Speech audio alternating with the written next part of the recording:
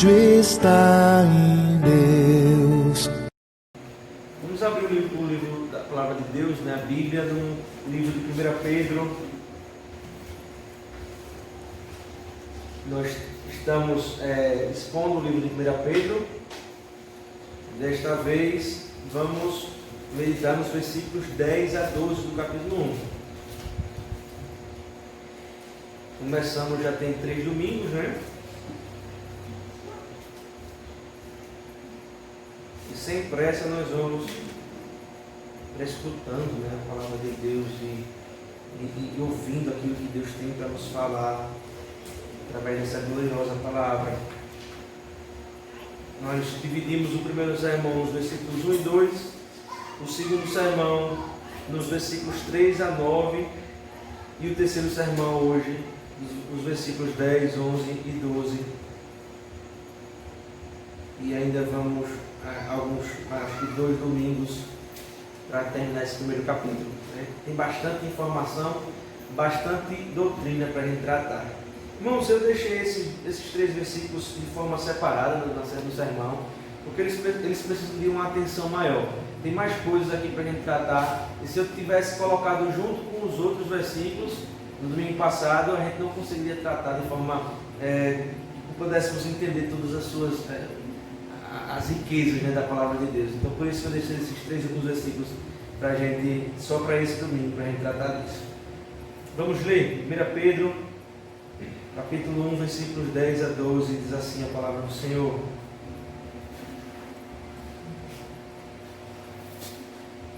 Vamos só para a gente contextualizar, eu vou ler do versículo 3 ao 12, tá bom? Diz assim a palavra do Senhor.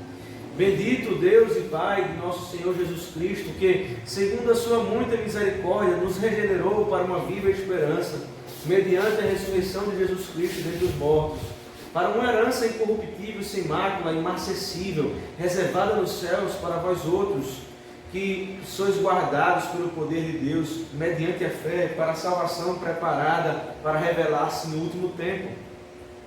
Nisso exultais, embora no presente, por breve tempo, se necessário, sejais contristados por várias provações, para que, uma vez confirmado o valor da vossa fé, muito mais preciosa do que o ouro perecível, mesmo apurado por fogo, redunde em louvor, glória e honra na revelação de Jesus Cristo, a quem não havendo visto, amais, no qual não vendo agora, mas crendo, exultais com alegria indizível, cheia de glória, obtendo o fim da vossa fé, a salvação da vossa alma.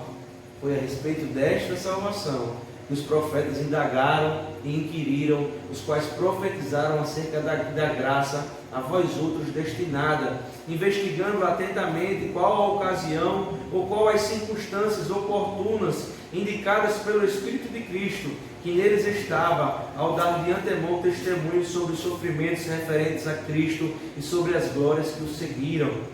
E a eles foi revelado que, não para si mesmo, mas para vós outros, ministravam as coisas que agora vos foram anunciadas por aqueles que, pelo Espírito Santo, enviado do céu, vos pregaram o Evangelho, coisas essas que os anjos anelam para escutar.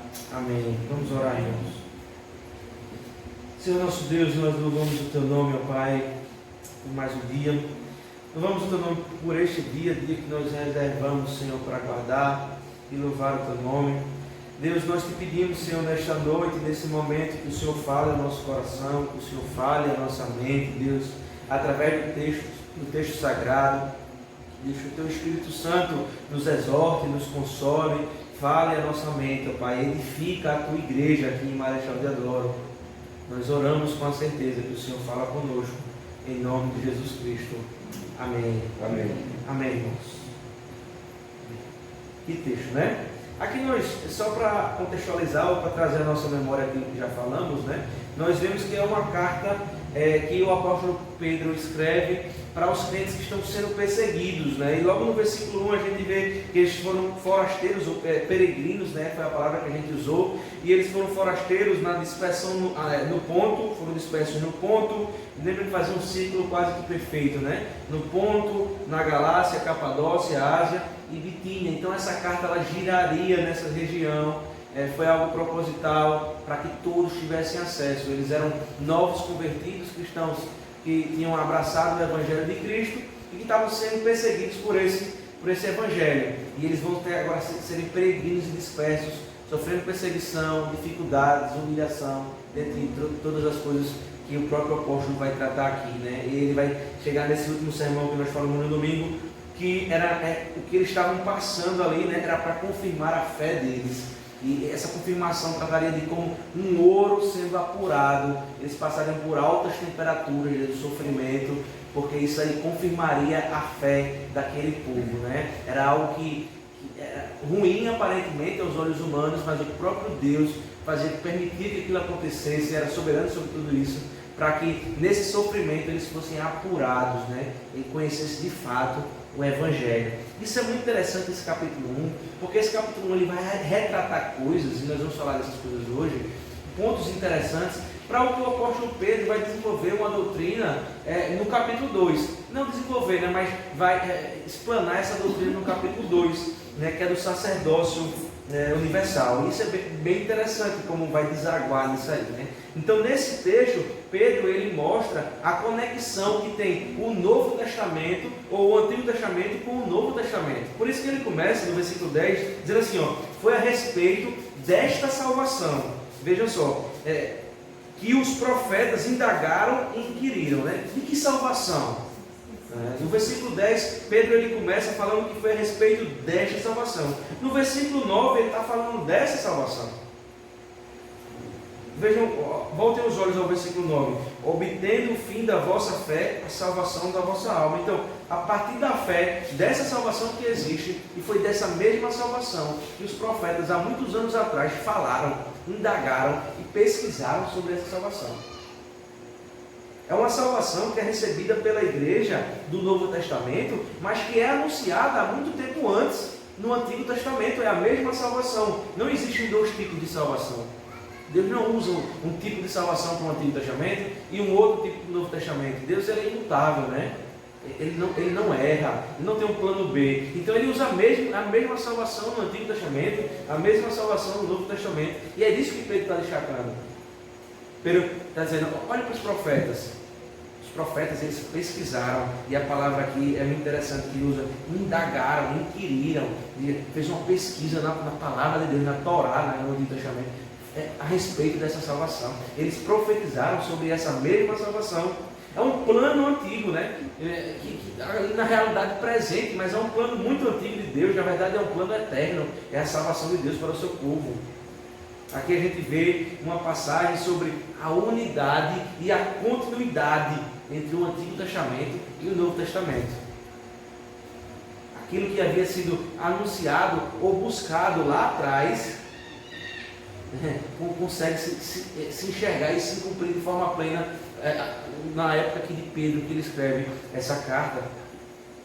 A salvação presente que a igreja possuía já estava no campo de visão de homens de Deus no Antigo Testamento, na Antiga Aliança. Por isso que Pedro ele começa esse versículo assim, a respeito dessa salvação, a respeito da salvação que nós acabamos de falar no versículo 9. Os profetas já pregaram, já profetizaram sobre ela. Isso é bastante interessante, irmãos. Isso faz com que a gente quebre várias doutrinas falsas, né? Várias heresias no meio das igrejas evangélicas atuais. A respeito da salvação. A doutrina da salvação é uma doutrina que vem sido deturpada, né? Tem sido muito corrompida pelos evangélicos atuais. Isso causa muitas consequências ruins no meio da igreja. Por exemplo, quando eu digo que eu posso perder a minha salvação. É uma coisa bem prática, né? A maioria das igrejas evangélicas hoje pregam que você pode perder a sua salvação. Então, irmão, vigie, né? Vigie, irmão. Porque se Jesus voltar e você não tiver dormindo, não tiver vestido adequadamente, já ouvi isso, viu, irmãos? Não tiver vestido adequadamente, você vai ficar. Como se a nossa salvação dependesse das nossas obras, dependesse das nossas circunstâncias, do momento que nós estamos vestidos, né? Do que nós fazemos. E a partir da doutrina da salvação viva e real, aquela que nos justifica, a gente entende que é uma salvação que não se perde, porque não depende da gente, como foi falado lá em Romanos 4 que nós lemos. não dependeu de Abraão, não foram as suas obras, mas foi a obra de Cristo que foi imputada sobre a vida dele, foi colocada sobre a vida dele, e por isso ele não pode perder a salvação, porque não depende de mim, nem de você, não depende do que eu faço nem das minhas obras, mas depende da obra do Filho de Deus, Cristo, nosso Senhor. E aí ele continua, né? Mediante a fé que vem a salvação. E que fé seria essa? E ele fala no texto, né? O terceiro do nosso texto é a fé que, como um ouro que vai ao fogo, que vai ser apurada, a fé que é testada constantemente, em altas temperaturas. Mas inclusive a fé é dada por Deus. A fé é dada por Deus. É mediante a fé, mas essa fé não vem de vós para que não se glorie, diz o próprio apóstolo Paulo, né? Então é dessa salvação que os profetas indagaram e inquiriram. Era uma coisa tão misteriosa para aquele tempo, para aquele povo, que eles começaram a buscar na riqueza da palavra de Deus, mesmo que em partes, porque eles não tinham toda a revelação naquela época sobre essa salvação. Como é que pode ser uma salvação que eu não perco, que é uma salvação de Deus? E como é que isso vai se dar? E eles começaram a buscar e inquirir. O próprio apóstolo Pedro vai dizer isso no versículo 10. Procuraram nas Escrituras sobre tal salvação, como se daria isso, por meio de quem, por meio de quê, como é que se concretizaria a salvação. E Deus, através do Espírito Santo no Antigo Testamento, coloca na boca dos profetas que haveria um Messias que haveria de vir, e esse sim era o dono da salvação. Esse era aquele cordeiro mudo que viria para salvar o seu povo, e é por meio da obra dele que o povo seria salvo. Por isso que essa salvação ela é eterna e não se perde. Então, no versículo 10, é muito interessante porque Pedro diz que os profetas profetizaram. Veja como é interessante, irmãos. Veja lá no versículo 10, põe os seus olhos lá. A continuação, os profetas indagaram e inquiriram, os quais profetizaram acerca de quê? Da graça. Acerca da graça.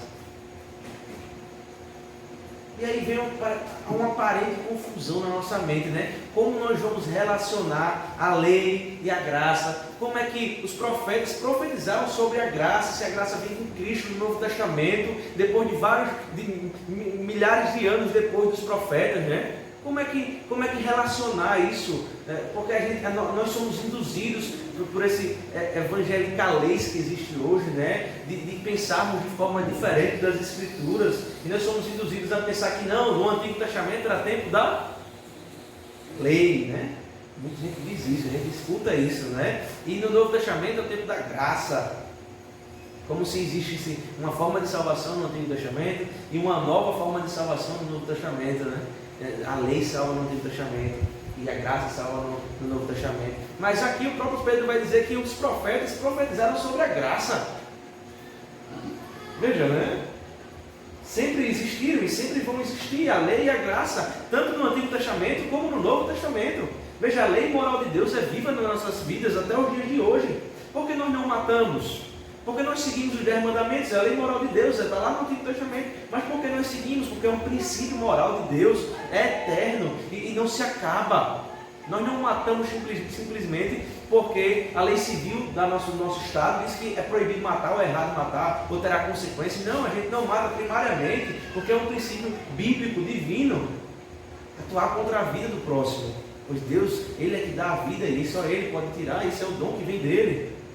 Então, irmãos, sempre existiu a lei e sempre existiu a graça, seja no Antigo Testamento ou seja no Novo Testamento. Não há uma nova forma de salvação. Deus, Ele é imutável, como eu já havia dito. Ele não muda, não existe um plano B. Jesus Cristo, Ele não foi incondicional, né? Só existiu Jesus Cristo porque Adão e Eva pecaram. Não, Jesus Cristo sempre existiu. A gente viu isso na pregação de João, capítulo 1. Nós somos, irmãos, ensinados desde criança na igreja evangélica, de uma forma geral, e eu vou usar um termo técnico aqui, mas a gente vai explicar, dispensacionalista. Alguns talvez já ouviram essa palavra, ou outra não, mas é essa forma que faz divisões na palavra de Deus, que quebra a palavra de Deus, que quebra a unidade que é a palavra de Deus, e aí vai colocando paredes em dispensações. Em dispensações aqui é relacionado a tempos, né? Um tempo é isso, um segundo tempo é isso, um terceiro tempo é isso, e vai fazendo como se a palavra de Deus fosse algo repartido.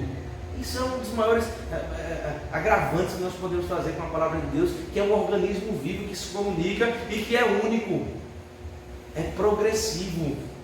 Veja como é que mais ou menos 40 autores escreveram um livro, escreveram vários livros que compõem um único livro e falam da mesma temática.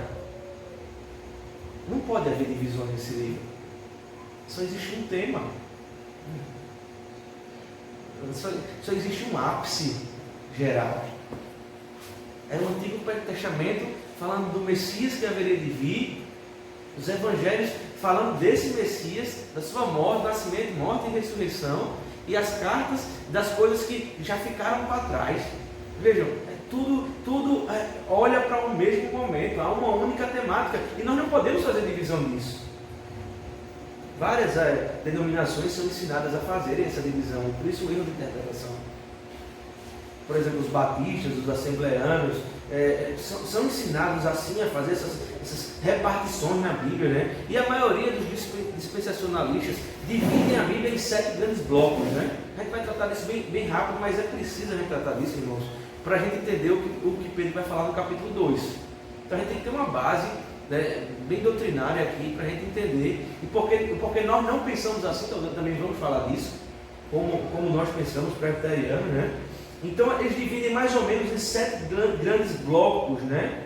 O primeiro grande bloco, ou a primeira dispensação, vamos chamar disso, né? O primeiro tempo que eles dividem é que eles chamam de inocência, que começa lá em Adão, Gênesis capítulo 1, até antes da queda, até Gênesis capítulo 3, versículo 7 mais precisamente. Ele diz que aquilo era um tempo de inocência. De fato era, né? Mas ele divide um bloco ali, né? Ali fosse uma unidade fora de toda a unidade, eles dividem aquilo ali. A segunda dispensação, eles chamam de a dispensação da consciência, e vai de Gênesis 3, onde parou, versículo 8, até 8, 22. Eles têm consciência do bem e do mal. Eles pegam e agora eles sabem o que é ruim e o que é bom, porque antes do pecado eles eram inocentes, só conheciam o bem, a dádiva de Deus, né? A dádiva boa de Deus. Como estranha essa frase, né? Toda dádiva é boa de Deus, né? Mas a dádiva de Deus, eles conheciam. E agora com o pecado é o tempo da consciência, eles conhecem o bem e o mal. A terceira dispensação é do governo humano. Gênesis capítulo 9, versículo 1 até 11, 32. A quarta dispensação fala da promessa, o próprio Abraão, Gênesis 12. Ele vai dizer, aqui é um bloco, e aqui ele é o chamado de Abraão. Aqui, nesse bloco, chama Abraão, sai da tua terra, da sua parentela, eu vou te mostrar uma terra que mana leite e mel, e eu vou abençoar todas as famílias da terra através da tua vida. Serão incontáveis. Eles dividem, essa aqui é a dispensação da promessa. Vai até Êxodo 19 e 25. A quinta dispensação é a dispensação da lei, é quando é dada a lei moral, Êxodo 20. Né? Então, vai dizer, agora é a época da lei, é o tempo da lei. Veja, eles concentram a salvação nessas dispensações. Veja quantas formas de salvação existem, né? Bem estranho o negócio. Vai até Êxodo 20, até Atos capítulo 1, antes da descida do Espírito. A plenitude do Espírito. E a sexta dispensação é a dispensação da graça, o tempo da graça. Nós vivemos no tempo da graça. É isso que ele vai dizer. Então vai de Atos capítulo 2 até Apocalipse capítulo 20, versículo 3, que é esse tempo que nós estamos vivendo. Eles dizem que esse tempo é o tempo da graça. A forma de salvação desse tempo, dessa dispensação que nós vivemos é o tempo da graça. E por último, a sétima e última dispensação é o milênio. É bem polêmico, né? Eles tratam disso. E vai Apocalipse 20, versículo 4, vai falar do futuro da gente, né? E vai até o final da Bíblia, Apocalipse 20 e 22. Eles vão dizer que depois que Jesus vier buscar a sua igreja, ainda vai ter 1000 anos de sofrimento. Quem nunca aprendeu assim, né? Vai ter 1000 anos de sofrimento depois que Jesus vem buscar a sua igreja. Veja que estranho, né? Não tem muita base bíblica para bater nisso. Então eles dividem a Bíblia, irmão, como se ela não se comunicasse. São partes grotescas que eles vão dividindo, como se fosse um livro partido. E, como eu disse, não um organismo vivo, né? Mas nós, em contrapartida, nós presbiterianos, entendemos que nós não somos dispensacionalistas, né? Nós somos aliancistas, nós acreditamos na teologia do pacto. Não fazemos nenhum tipo de divisão na Bíblia. A Bíblia não foi criada para ser dividida, né? partida. Nós olhamos para a Bíblia como uma unidade e uma unidade progressiva. Quando a gente lê assim, a gente consegue, irmãos, entender todas as histórias. Veja, por exemplo, vamos dar um exemplo bem rápido aqui, a gente já pregou sobre isso, né? A história de José, bem rápido, né? José ele passou por todos os sofrimentos, começa no capítulo 37, termina no capítulo 50. E aí a gente vê José tirado do meio da sua família, foi rejeitado pelos seus. José passa por muitos sofrimentos, é colocado dentro de uma cisterna. Vou resumir mais, para a gente não perder tempo na história de José, né? E aí ele passa por muito sofrimento, vai para o casa de Potifar, depois é preso. E, enfim, aparentemente tudo aquilo que José passou pareceu algo que ele não merecia, né? Veja, era filho da aliança, é filho de Jacó, um povo escolhido por Deus, e ele passa por vários sofrimentos. E aí, no final de tudo, ele é o braço direito de Faraó. A gente conhece a história, não precisa estar repetindo. Veja, e é o mais interessante, quando a gente entende a progressividade da Bíblia, para que ela aponta e qual é o tema da Bíblia, a gente entende que José, ele passou por tudo isso, para que não deixasse, não só a sua família morrer, mas como todo o povo circunvizinho que estava ali. Lembra no finalzinho do capítulo 50? Se vocês intentaram o mal contra mim, ele falando com os irmãos, né? Tentaram matá-lo, vocês me odiaram, vocês intentaram o mal contra mim, mas eu intentei o bem, mas Deus intentou o bem. Vocês intentaram o mal, Deus transformou em bem. É a palavra que usa, não é a melhor palavra, mas transformou em bem. Para que se faça como vocês estão vendo agora, se preserve muita gente em vida. A gente olha para a história de José, e se a gente dividir isso aí, José vai ser um homem que sofreu injustamente e salvou um monte de gente. Se a gente dividir a Bíblia, a gente vai entender como se José fosse um homem a ser seguido. Mas não é isso que a história quer dizer. São 13 capítulos gastos ali em Gênesis para dizer que José é um tipo de Jesus Cristo. Que José, ele, por mais que ele passasse por tudo isso, ele ainda era pecador e precisava da graça de Deus. Mas Jesus Cristo é aquele que sofreu, que se humilhou, bem parecido com José, só que muito pior, porque ele carregou todo o pecado da humanidade para morrer por mim, por você, pecadores, foi rejeitado pelos seus, morreu na cruz para que se preservasse muita gente em vida. Veja a diferença de um dispensacionalista interpretando a Bíblia, morre ali o assunto, morre ali o contexto, e um aliancista entendendo que aquilo ali apontava para Jesus Cristo, aquele que haveria de vir, aquele que preservaria a nossa vida, cuidaria de nós, e morreu. José não chegou a morrer, mas Cristo teve que dar a sua vida como cordeiro, ovelha, muda, indo ao matador para salvar eu e você. Veja a beleza disso aí, né? Veja a beleza da Bíblia. É muito mais do que aquilo que eles pensam que seja, como a gente interpreta da forma. E é isso, irmão. Ser aliancistas é entender que a Bíblia não se divide. É como se uma semente fosse plantada lá em Gênesis, e lá em Apocalipse a gente visse uma árvore bem frutuosa. E entre Gênesis e Apocalipse a gente vê o crescimento dessa semente. Não há interrupções. Não há paredes, não há quebra. A Bíblia é um organismo vivo. Há um desenvolvimento dessa semente. E no final nós comeremos, né, da árvore da vida, da árvore dessa semente. Contemplando assim aquilo que o Senhor reservou para nós, a nossa morada no céu. Então, irmãos, desde o primeiro homem já existia a lei. Desde Adão já existia a lei. Desde o primeiro homem já existia a lei, desde Adão já existia igreja, desde o pecado já existia graça, desde Cristo já existe o milênio. Cristo ele veio para inaugurar esse milênio. Nós cremos assim, cremos que há uma conexão entre o Antigo Testamento e o Novo Testamento. O Novo Testamento ele não rejeita o Antigo, mas ele o cumpre de forma plena. O Antigo Testamento é uma forma inacabada. Eu gosto de fazer uma comparação, tá, irmãos? Não é isso que a Bíblia trata, mas uma comparação. É incrível porque Deus cria, me entendam bem aqui, Deus cria todas as coisas lá em Gênesis 1, né? O mundo e tudo que há nele, mas a caos, né? Há uma desordem ali. E aí o Espírito vem e paira sobre as águas. E o caos é removido. Se a gente pudesse comparar o Antigo Testamento, é como se fosse uma criação inacabada, e o Novo Testamento é um Espírito pairando sobre essa criação, trazendo ordem em vez de desordem. Então, sendo assim, no Antigo Testamento e no Novo Testamento, sempre existiu lei e sempre existiu graça. Sempre houve uma única forma de salvação. Como eu disse, Jesus não é um plano B. A gente podemos citar aqui atributos de Deus que não podem negar essa verdade.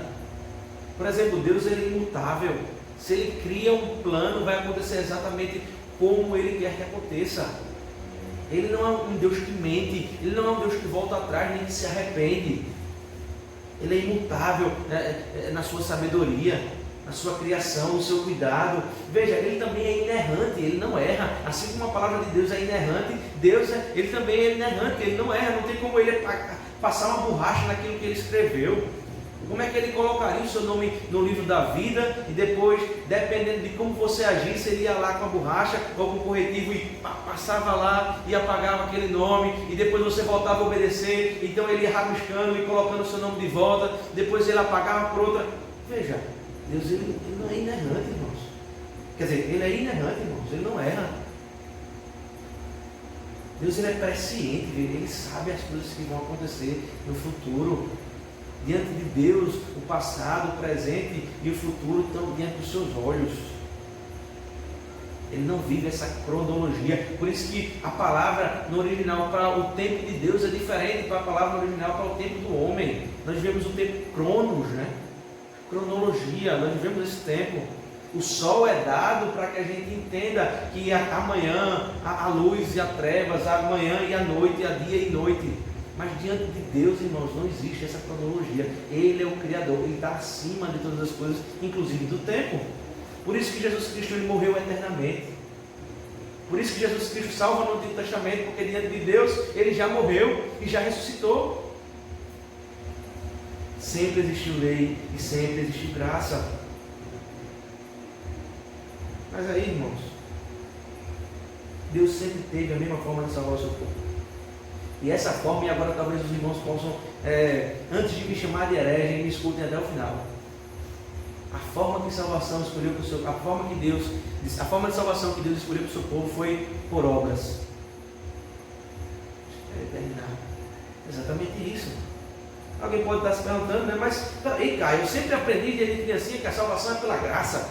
E você vem agora dizer que a salvação é por obras. Mas sempre foi por obras, irmãos. Veja, a primeira aliança, o primeiro pacto que Deus fez com Adão, Gênesis capítulo 2. Deus vai dizer assim: Adão, você pode comer de todos os frutos, só não pode comer do fruto da árvore que está ali no meio, daquele fruto, da árvore do bem e do mal. Se dele comer, certamente morrerás. Veja, um pacto estabelecido ali. É o primeiro pacto, a gente chama de pacto das obras. Por que pacto das obras? Porque dependia das obras de Adão. Só dependia que Adão não comesse, porque se ele comer morre, então se ele não comer ele vive. Então dependia da obra de Adão que ele não comesse aquele fruto para que ele tivesse vida. A gente sabe o que aconteceu, né? Ele desobedece e come. Ele não conseguiu fazer com que a obra fosse suficiente para a sua salvação. E aí, irmãos, ele pecou. Mas então há um outro pacto. Um pacto eterno. E aí Deus faz um pacto diretamente com o seu Filho, Jesus Cristo.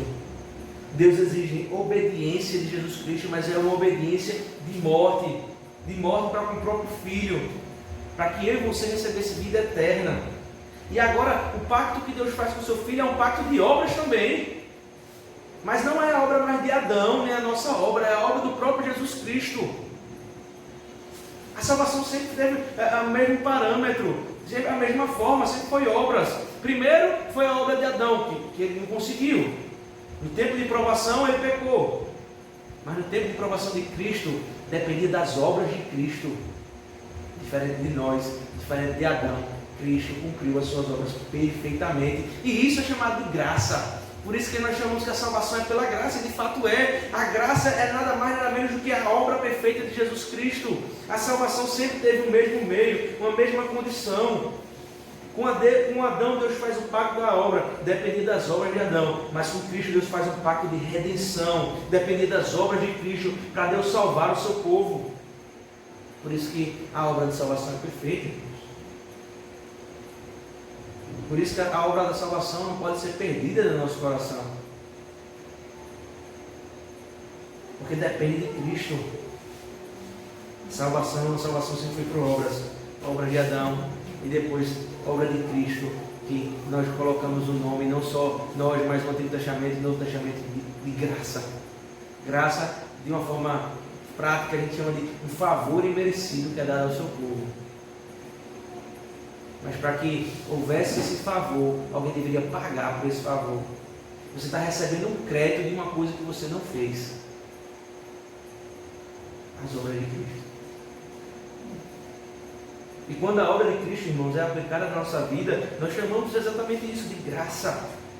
Cristo obedeceu até a morte, obra incorruptível, obra perfeita, e assim foi derramada a graça sobre a minha vida, sobre as nossas vidas. Só recebemos graça porque houve justiça. São duas palavras que estão totalmente atreladas. Não tem como haver graça se antes não houver justiça. Sempre na Bíblia alguém tem que morrer para que alguém viva. O ciclo da vida é assim. Isso é exatamente isso. É uma cópia do que Deus faz, né? O ciclo da vida é isso. Alguém morre para que alguém viva. Os animais morrem para que a gente sobreviva e se alimente deles. Alguém sempre morre para que haja vida.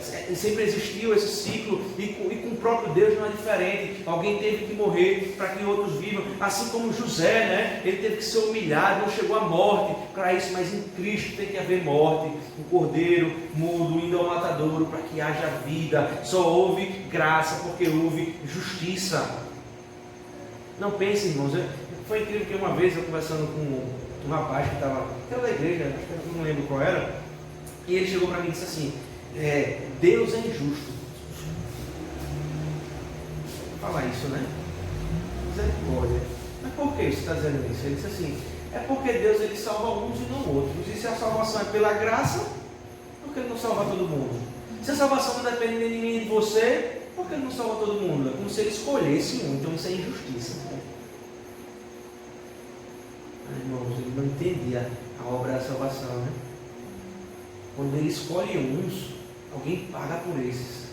Ele não simplesmente esquece os pecados meus, os seus pecados, e afunda no mar do esquecimento. Não é simplesmente isso. Alguém teve que pagar pelos nossos pecados. Alguém teve que sofrer a ira, o cálice da ira de Deus no nosso lugar. Quando nós, irmãos, nós estivermos diante de Deus, no trono branco, no julgamento, e Deus olhar para nossas obras, Ele vai ver todos esses pecados que nós cometemos, dignos do inferno. Mas quando Ele olhar para nossas mãos, com o sangue do Cordeiro, aquele que se sacrificou por mim e por você, irmãos, Ele já não vai mais enxergar essa podridão do pecado, esse pecado vermelho como escarlate, mas vai ver algo branco como a neve, eu e você indo lá não pelas nossas obras, não sendo branco pela nossa justiça, não pela nossa santidade, mas pela justiça de Cristo. Nós vamos estar melados, assim como os umbrais da porta, lá em Êxodo, em que os primogênitos, eles não participaram da morte, porque o sangue do Cordeiro estava melando as suas portas. O sangue do Cordeiro, Jesus Cristo, mela o nosso corpo diante de Deus, e é por isso, irmãos, que nós não vamos ser condenados. É graça, é obra de Cristo. Jesus Cristo, Ele tomou todo o cálice da ira de Deus, não deixou uma gota sequer ser derramada. Jesus Cristo chorando no Getsemane, a ponto de suar sangue, irmãos, porque tal era a pressão psicológica do Deus homem. Ele diz assim: Senhor, se possível, Pai, se possível, passa de mim esse cálice. Mas graças a Deus, irmão, não termina aí. Há uma vírgula ali naquele versículo. E ele continua: mas seja feita a tua vontade. E Jesus Cristo veio para fazer a vontade do Pai. Deus derrama juízo sobre o seu filho, para que fosse derramado graça sobre os seus filhos adotivos. Um teve que pagar para que todos tivessem vida. Vemos a graça, irmão, no Antigo Testamento se manifestando em promessas. Lá de fato a gente não vê a palavra graça no Antigo Testamento. Mas veja, o próprio Pedro, o apóstolo Pedro vai dizer aqui que eles olharam os profetas, né? Eles estavam pesquisando, procurando exatamente isso, falar sobre a graça, profetizando sobre a graça. Mas no Antigo Testamento não tem a palavra graça de fato. Então como é que se manifestava a graça no Antigo Testamento? Porque a graça é exatamente a plenitude disso, né? Mas como é que se manifestava a graça no Antigo Testamento? Através das promessas. Quando Deus chama o próprio Abraão, onde o povo divide aquilo ali, mas aquilo ali fala da mesma coisa, da mesma salvação.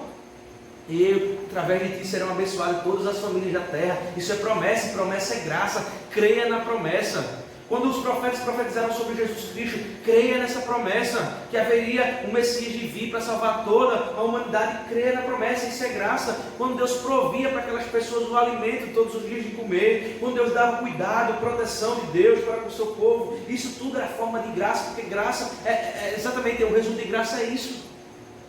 Graça não se limita à salvação.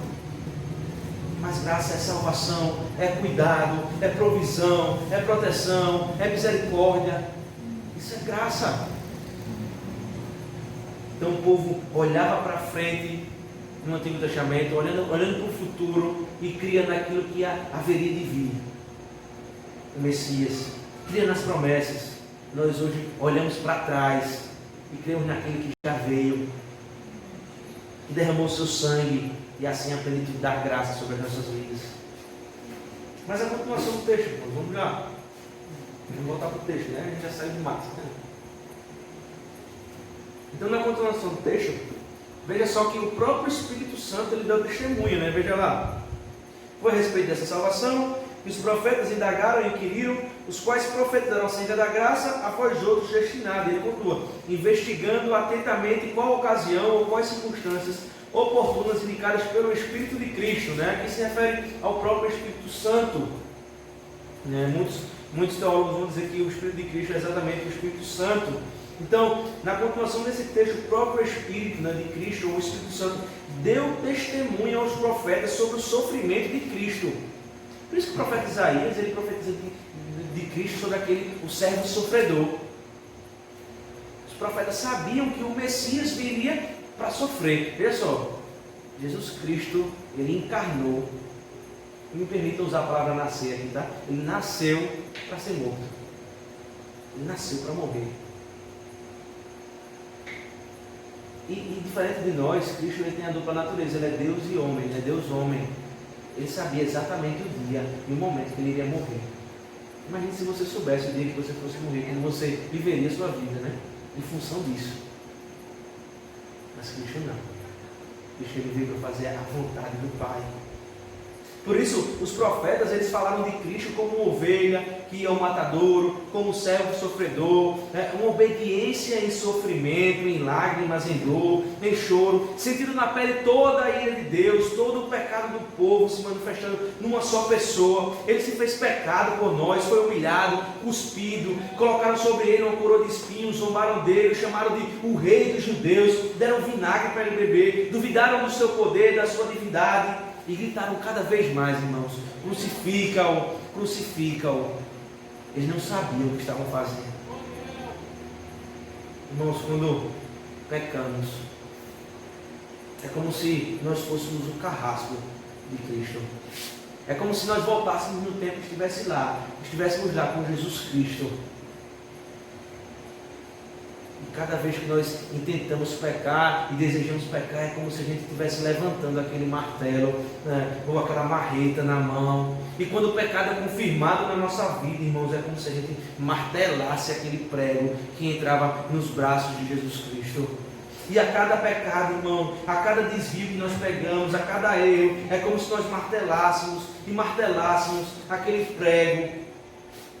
E Cristo olha para cima e diz: Pai, perdoa, porque eles não sabem o que fazem. Quantas marteladas, irmão, nós damos no Cristo que nos salvou. Que Deus tenha misericórdia de nós, irmãos. Mas na continuação do texto, eles falaram não só dos testemunhos do sofrimento. Veja como é interessante. Versículo 11: investigando atentamente em qual ocasião ou quais circunstâncias oportunas indicadas pelo Espírito de Cristo que neles estava, ao dar antemão testemunho sobre os sofrimentos referentes a Cristo e sobre as glórias que o seguiram. Os profetas não tinham um entendimento somente do sofrimento do servo, mas também tinha da glória do servo, aquilo que viria depois do sofrimento.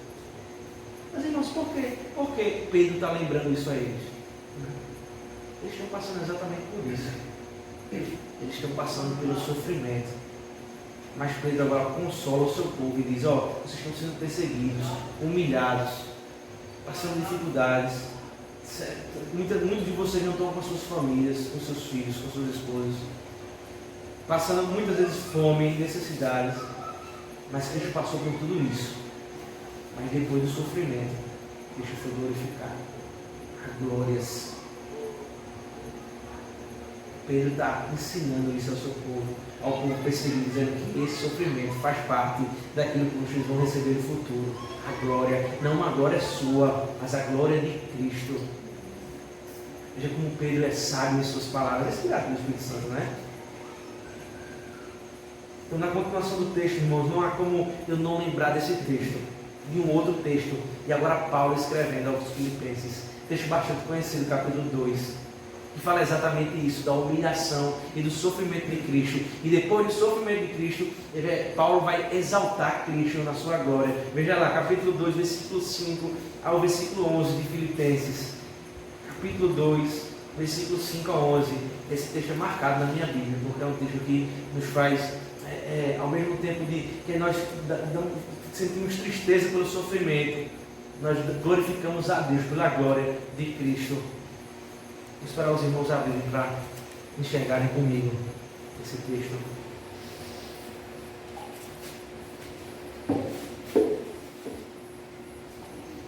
E diz assim, Filipenses 2, 5 a 11 diz: veja uma humilhação de Cristo, Paulo retratando nessa primeira parte do texto. Tendo em vós o mesmo sentimento que houve também em Cristo Jesus, pois ele, subsistindo em forma de Deus, não julgou como usurpação o ser igual a Deus, antes a si mesmo se esvaziou, assumindo forma de servo, tornando-se em semelhança de homens, reconhecido em figura humana, a si mesmo se humilhou, tornando-se obediente até a morte, e morte de cruz. Veja a humilhação de Cristo.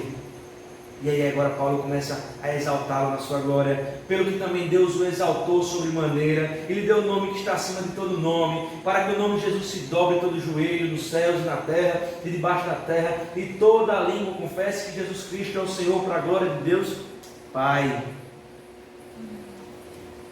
Há uma humilhação para que haja uma exaltação, há um sofrimento para que haja a liberdade do sofrimento.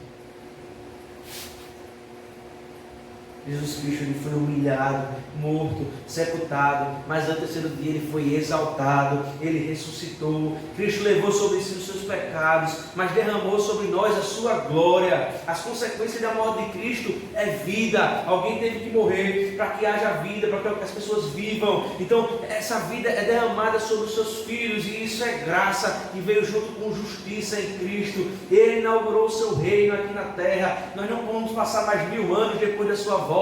Nós estamos vivendo esses 1000 anos, que não é literal na sua palavra, não são 1000 anos literais, mas falam desse tempo entre a primeira vinda de Cristo e a segunda vinda de Cristo. Ele é o nosso rei, o nosso redentor, o nosso profeta, o nosso sacerdote. Ele é o rei da glória.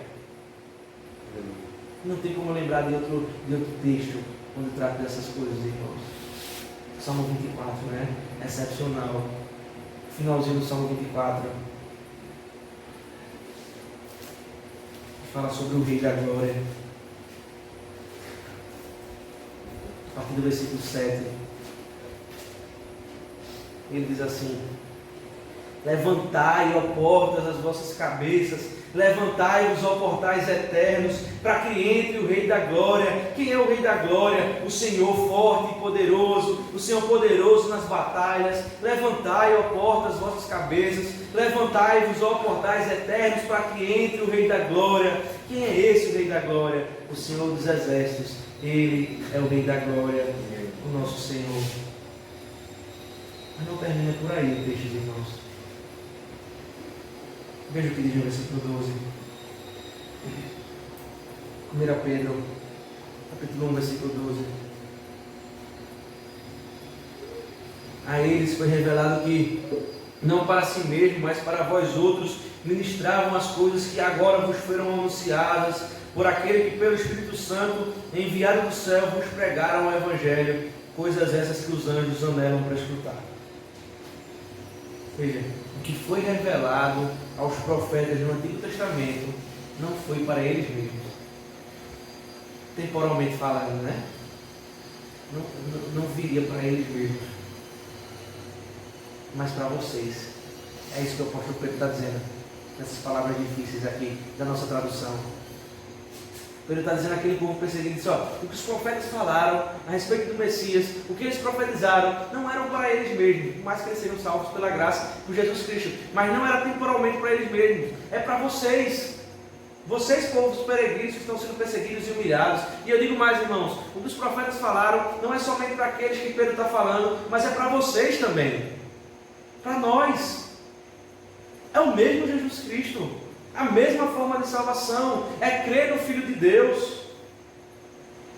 O povo sendo perseguido naquele tempo aqui, quando Pedro escreve essa carta, sofrendo naquele contexto, e Pedro diz que os profetas não falaram para eles mesmos, mas foram para esse povo, né, do Novo Testamento, para vós que estão peregrinando em sofrimento pelas suas vidas, para nós que continuamos peregrinando nas nossas vidas.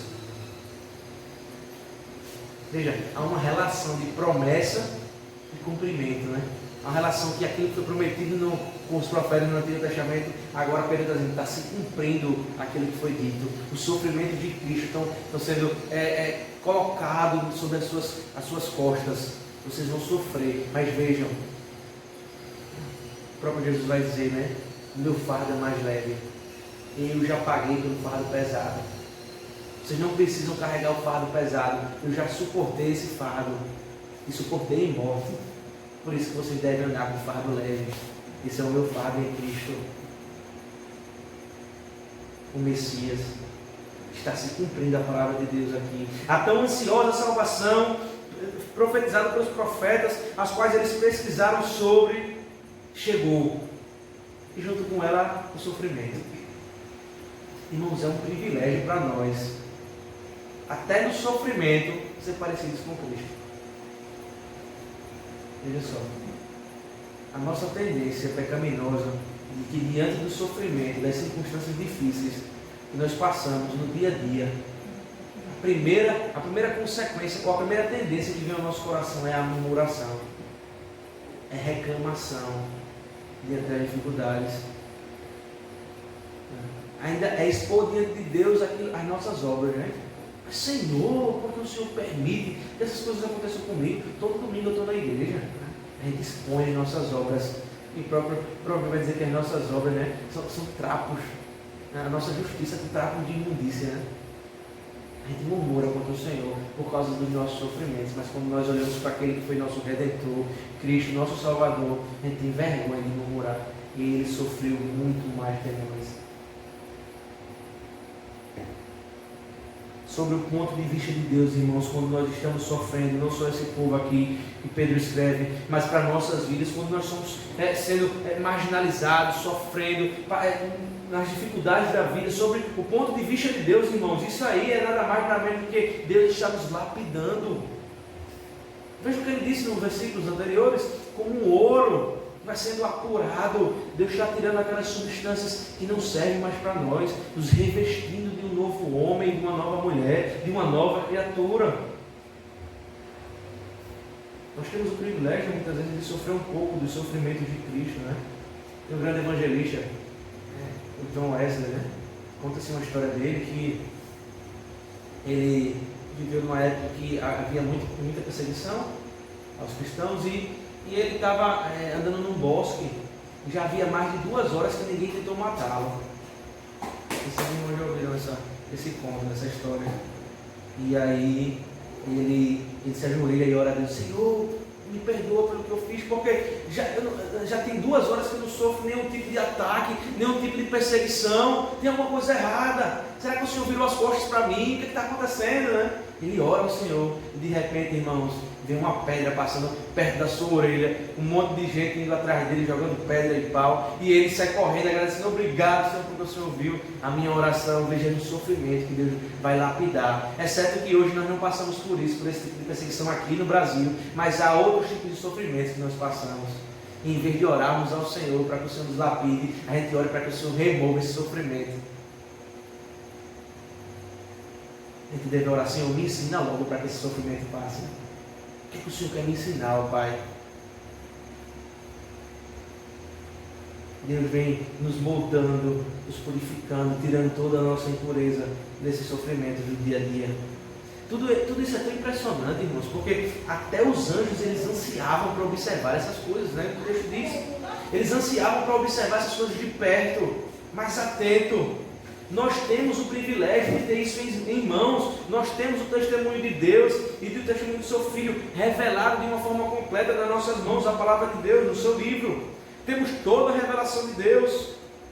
Devemos aproveitar, né, esse grande privilégio de beber dessa fonte inesgotável de vida, águas vivas, fonte de amor, fonte de justiça. É a palavra de Deus. O povo vivendo aqui numa perseguição, num contexto de perseguição, lendo essa carta de 1 Pedro, é exorbitante, né? É linda, maravilhosa, cheia de doutrina. Eles podiam se alegrar em meio aos sofrimentos. Mas eles podiam olhar para trás e ver o sofrimento de Cristo e depois enxergar a sua ressurreição, a glorificação de Cristo, e eles podiam se alegrar por isso. E agora eles podem ser parecidos com o seu mestre no seu sofrimento. E quando viesse a morte, irmão, eles tinham entendimento que não seria o final. A morte nada mais é do que uma vírgula. A morte não seria o final para eles, mas o início do novo tempo, um tempo majestoso, na presença daquele que foi fazer morada. Eu tenho que ir para preparar morada para vocês. Assim será na nossa morte, irmãos. Não será o fim. O ser humano, ele é constituído de corpo e alma. Não há ser humano sem alma ou sem corpo. A morte é nada mais do que a separação do corpo e da alma. O corpo, ele é destrutível, ele é perecível, mas a alma é eterna. A alma é eterna. Não será o fim da nossa morte, mas o início de uma morada resplandecente com o nosso Senhor Jesus Cristo. Irmãos, que possamos nos alegrar diante dos sofrimentos. E eu não digo isso na maior facilidade, não. Que eu passo também por muitos sofrimentos. Nós somos testados o tempo todo. Nós somos provados o tempo todo. E o Senhor nos prova para nos aprovar mediante a Jesus Cristo e seu Filho. Então que possamos viver com fé, olhando para trás e vendo as obras de Cristo e os seus sofrimentos. E olhando para os nossos sofrimentos, e Senhor, nos ensina o que o Senhor tem para nos ensinar. Nos lapida assim como ouro, tirando as nossas impurezas, Senhor. Senhor, nos sustenta no nosso sofrimento, porque eu sei que depois da morte há um início para nossas vidas em Cristo Jesus. Que o Senhor nos abençoe, irmãos, em nome de Jesus Cristo. Amém. Vamos orar?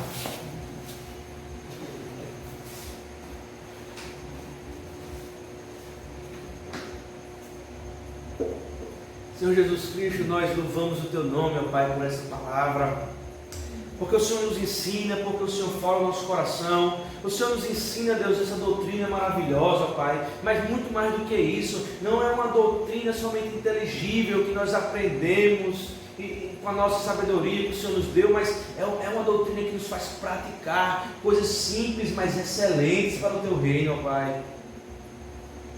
Que isso não fique meramente na nossa mente, mas que isso desça para o nosso coração, que nós possamos fazer viva tudo aquilo que foi pregado hoje aqui, Deus, hoje aqui à noite, ó Pai. Que possamos praticar isso, Senhor, que diante das nossas dificuldades, diante das mortes, Deus, que vem, que é uma coisa comum por causa do pecado, que possamos nos alegrar, Senhor, porque o Senhor morreu, porque o Senhor ressuscitou e porque o Senhor há de nos ressuscitar no último dia, ó Pai. Que diante das dificuldades da vida, Senhor, seja no nosso trabalho, seja em algum problema que nós temos, como a depressão, a ansiedade, ou qualquer outra coisa, Senhor, que venha nos afligir na criação dos nossos filhos, no lidar com os nossos pais, oh Deus, qualquer coisa, Senhor, que seja uma circunstância difícil para nossas vidas, Senhor, possamos ter entendimento dessa palavra, Deus, e saber que o Senhor não nos dá nada daquilo que nós não podemos suportar, e que o Senhor nos ensina nesse sofrimento, que é no sofrimento que nós entendemos que nós dependemos do Senhor, que é no sofrimento, Deus, que nós colocamos o joelho diante do Senhor, o rosto em terra, que a dependência que nós temos do Senhor é exaltada. O Senhor conhece, Deus, as nossas necessidades, aquilo que nós precisamos. Deus, então, seja feita, Pai, a Tua vontade nas nossas vidas. Porque a Tua vontade é boa, perfeita e agradável. Em nome de Jesus Cristo. Amém. Amém.